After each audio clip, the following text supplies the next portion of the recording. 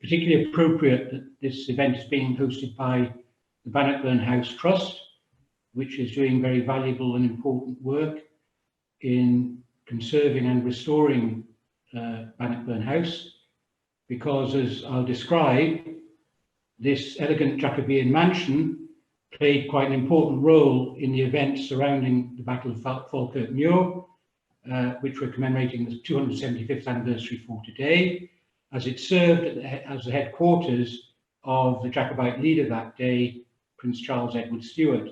And he was woken up in the early hours of the morning of Friday, January 17th, 1746, in his bedroom at Bannockburn House with some alarming news.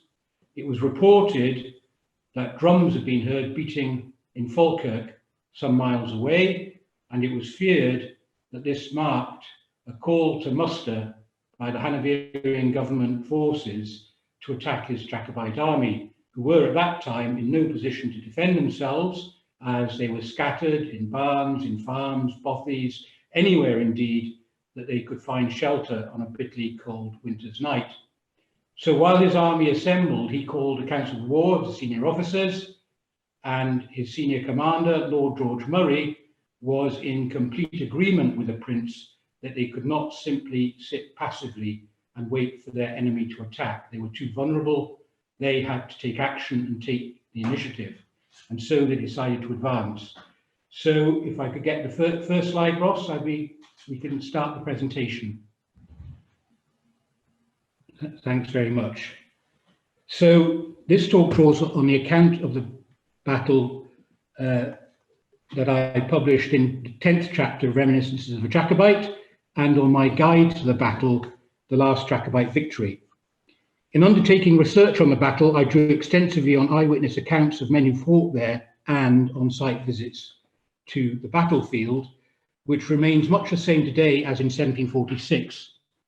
And from these sources emerges a very clear and coherent picture of the events that occurred when, on a bleak midwinter's eve, in a terrible storm of rain, high wind and sleet, a brutal battle was fought between the Hanoverian government forces of General Henry Hawley and Bonnie Prince Charlie's Jacobites.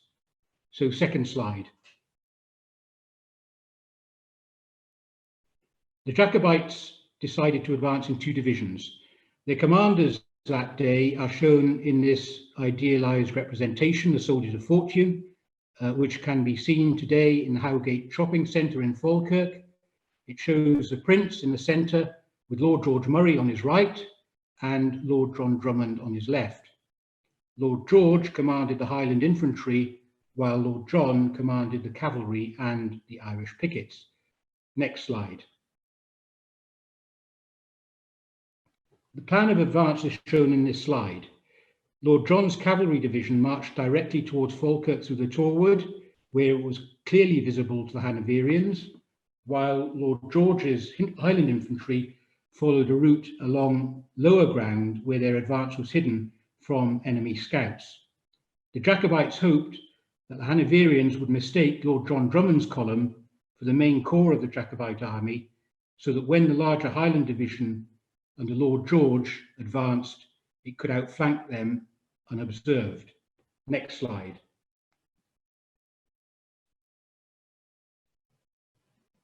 The composition and strength of the two columns is shown in this slide. Although, as it shows, Lord John's division was less than half the size of Lord George's, its numbers were not insignificant. According to the estimates provided by Lord Elcho, who commanded a cavalry troop at the battle, the total strength of the Jacobite army that day was approximately 6,700 men, of whom just under 2,000 were under the command of Lord John, while 4,700 were under Lord George. At approximately 2:30 in the afternoon, Lord John's division reached the Torwood. There it halted, lit fires, flew the banner of the Royal Stuart, beat the drums, played the pipes, and generally made so much commotion that someone watching the proceedings from Falkirk could have been forgiven for thinking that the entire Jacobite army was encamped there, which was, of course, precisely the point. So, next slide, please, Ross.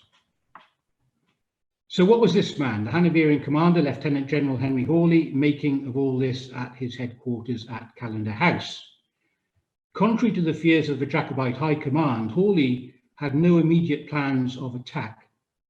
Having arrived at Callendar House only the night before, his tactical position on that Friday morning was essentially defensive.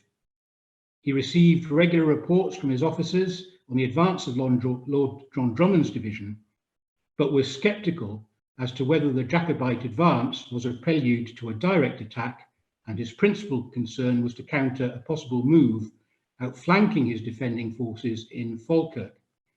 Next slide.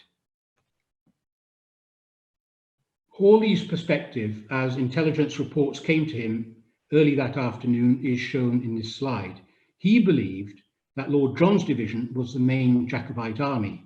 He was unaware of the larger division under Lord George, advancing over lower ground out of sight of his scouts. Hawley's fear was that his enemy planned to bypass his forces altogether and swing around Falkirk to advance onto Edinburgh, approximately along the route of the current M9. In summary, the Jacobites had been entirely successful in misleading the Hanoverian commander about their true intentions.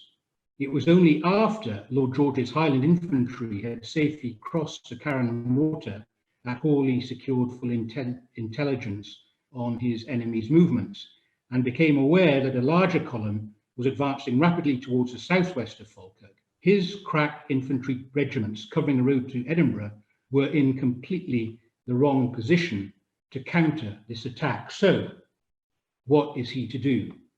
Since his infantry will be too slow to prevent the Highlanders from reaching Falkirk first, Hawley instead took the highly unorthodox decision to command his light cavalry, the dragoons, to advance. He sent orders to Colonel Francis Ligonier to ride as fast as possible to intercept the Highlanders with his regiment of dragoons, along with those of Colonels Cobham and Hamilton, a total command of some 900 horse. It is reported that Colonel Ligonier received this order, quote, with some surprise, unquote, as well he might, because it was contrary to all established battle tactics of the day. The invariable convention in battle was for the infantry to advance first, and then the cavalry to sweep in behind them in a second wave of attack. The reverse tactic, now being employed by Hawley, carried the obvious risk that the cavalry would be entirely exposed to a musket volley with no infantry protection. Ligonier asked for confirmation of the command, and, notwithstanding his personal reservations, as a loyal officer, he then followed the order and began to advance. As events transpired, it was to be the last order that Colonel Ligonier was ever to obey. Next slide. This slide shows the battle formation on the Jacobite right flank, with Ligonier's dragoons in red, facing Lord George Murray's Highland infantry, shown in blue.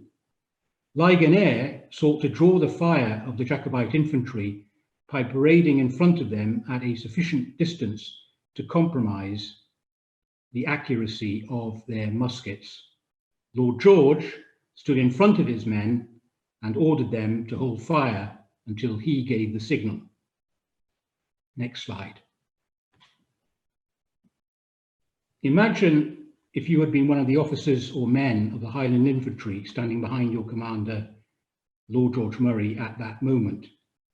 Your instinct must have been to take a shot at the enemy cavalry before they got too close, and it must have taken immense trust in Lord George to hold your fire as you watch him leading from the front, sharing the mortal danger to which all are exposed, and remaining calm and fearless. So when he orders you to raise your musket to your shoulder and prepare to fire, you follow that order, and you follow his command to hold your fire. Next slide. This leaves Colonel Ligonier with no alternative but to command his dragoons to charge. Only now, as the cavalry close in, does Lord George level his own musket, and his first shot is a signal for his men to open fire. At least 80 dragoons were instantly killed, and among those mortally wounded by that initial volley was Colonel Ligonier himself. Some of the horses reared and bolted in terror, others charged into the Jacobite front line. Next slide. By this point, Lord George had lost control of the Clandonald regiment, who were in full pursuit of the retreating dragoons. The terrified horses bolted over their own infantry, the inexperienced volunteers of the Glasgow militia, causing havoc on the Jacobite left flank. Lord George advanced with the Athol Brigade, and he wrote in his memoir, quote, "did all in my power to rally the MacDonalds as I marched down the hill." Next slide. So it's now after 4 o'clock in the afternoon and darkness was falling. While the Clandonald regiments on the right had broken the Hanoverian cavalry attack and were now pursuing them, the picture was very different on the Jacobite left. Some of the Hanoverian horse had bolted eastward across the battlefield and managed to regroup with the infantry to attack the vulnerable Jacobite left. The Prince's adjutant, Colonel John William O'Sullivan, riding across the battlefield, realised with horror that Lochiel's Camerons, anchoring the Jacobite left flank and positioned approximately where the battlefield obelisk stands today, were outflanked and could be destroyed if the redcoats advanced. He told Lochiel to hold his position and sent an urgent request for reinforcements. Next slide. This next slide shows the movements on the Jacobite left flank. O'Sullivan reported that when the redcoats advanced, Lochiel's Camerons held their ground. At this point, the decision to hold in reserve the Irish pickets, the most experienced professional regiment in the Jacobite army, paid dividends. At the critical moment, the pickets and Lord Ogilvy's cavalry advanced to shore up the Highland infantry regiments on the Jacobite left, thus countering the overwhelming superiority in numbers that the Hanoverians enjoyed on that flank. In addition, some of the Hanoverian forces, in particular the Argyll militia under Colonel John Campbell, were impeded by the ravine near to the monument, so could not engage. So the Hanoverian regiments were forced to retreat, leaving the Jacobites in full control of the battlefield. Between 4:30 p.m. and 5 o'clock, Lord George Murray decided to advance into Falkirk. "Tonight," he said, "we shall lie in Falkirk or in paradise," warning that if the Jacobites failed to take Falkirk, they would give the Hanoverian army a chance to regroup and strike back the following day. And so the battle was won, the town was taken, and yet after the battle, the victory was not followed up, which leaves one final question: why not? Next slide. The day after the battle was spent in clearing up operations and in burying the dead. The Prince himself, having spent the day of the battle exposed to the elements without food, succumbed to a severe chest infection and was laid up in Bannockburn House. Unable to personally lead the army, he gave orders for them to stand ready until he got better and continue their largely fruitless siege of Stirling Castle. So critical days were lost, giving time for reinforcements to arrive in Edinburgh to strengthen the Hanoverian government army. While the Prince was recuperating, a tragic accident occurred when a soldier of the Clanranald regiment accidentally shot and killed the colonel of the Glengarry regiment, leading to a split between these two important regiments. And the final slide. The tomb shown here in Falkirk churchyard is where young Glengarry, the colonel of the Glengarry regiment, is interred. The Prince did not attend his funeral as he was ill in Bannockburn House several miles away, and this was regarded as a snub by the men of the Glengarry regiment and led to desertions from that regiment. By the time the Prince had recovered, he was left with little option but to reluctantly agree to retreat north where, short of men, money and munitions, exhausted and starving, his Jacobite army was annihilated on Culloden Moor. So, what moral can we draw from the story of the Battle of Falkirk Muir today on its 275th anniversary? Firstly, a makeshift organisation can, through focus, discipline, skill, and no small measure of courage, triumph over apparently insuperable odds, as the Jacobite army did that day. But secondly, even the greatest victory can be undone by a twist of fate, like the illness that confined Prince Charlie to his bed in Bannockburn House for a few vital days, or a tragic accident, such as that which befell young Glengarry. So even in a moment of great triumph, we must always be on our guard against the potential for disaster and possible hubris.